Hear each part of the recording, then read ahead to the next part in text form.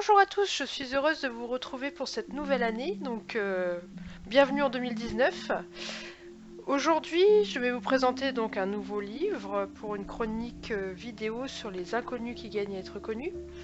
C'est une auteure qui a déjà été chroniquée sur la chaîne, hein. Donc on ne la présente plus maintenant. Donc Harmonia Zira, donc qui est une fidèle auteure de la chaîne et qui suit toujours notre actualité. Donc avec plaisir, on fait la petite chronique. Donc Harmonia, qui avait déjà présenté son autobiographie Je suis une poupée gigogne, elle a décidé donc de m'accorder une nouvelle fois sa confiance et je la remercie. Donc voici la couverture du livre du jour, Tu ne le diras à personne. C'est une image très percutante, tel un uppercut presque. Cet enfant nous appelle de ses yeux tristes. L'escalier est sombre. Moi je dirais que l'ambiance est donnée là, rien que par cette image. Et je trouve que c'est très efficace. Vraiment, j'ai eu l'occasion de voir le roll-up de Harmonia en salon. Et les gens s'arrêtent, c'est impressionnant.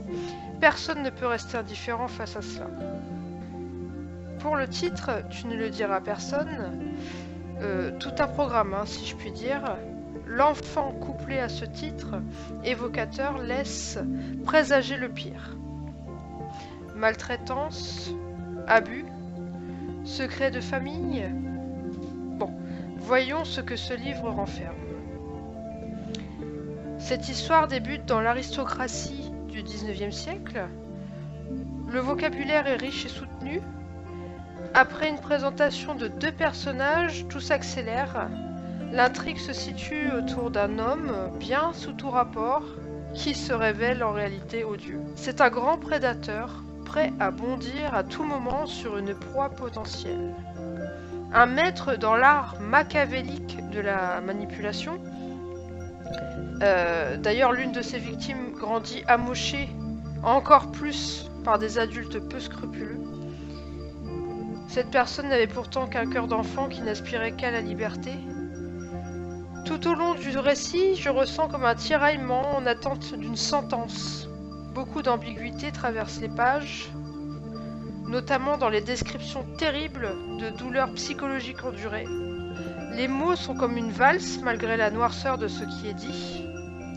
On passe régulièrement de la bourgeoisie à la misère la plus sombre, d'adulte à enfant, tantôt de scènes de drame familial, tantôt à scènes romantiques, tantôt à scènes de disputes. Il y a là une multitude de voix de personnages qui constituent une véritable palette de registres.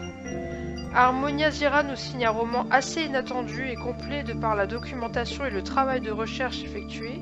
J'imagine que ça a dû lui prendre beaucoup de temps pour pouvoir nous fournir ce récit vraiment plein de ressources, plein de descriptions.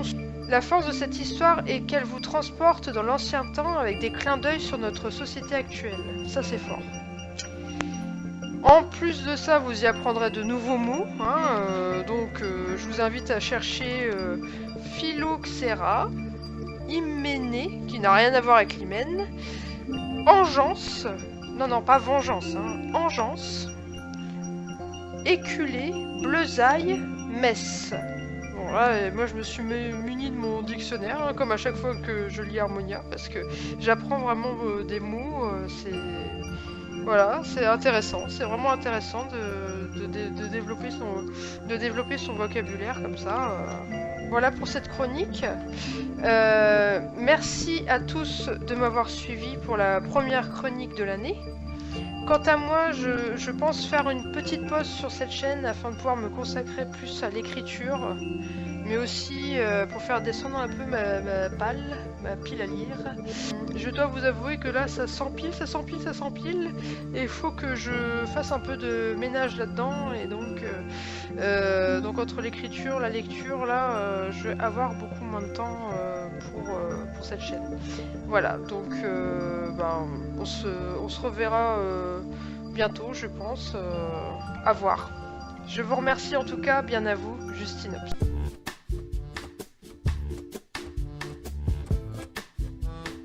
Ha ha ha ha!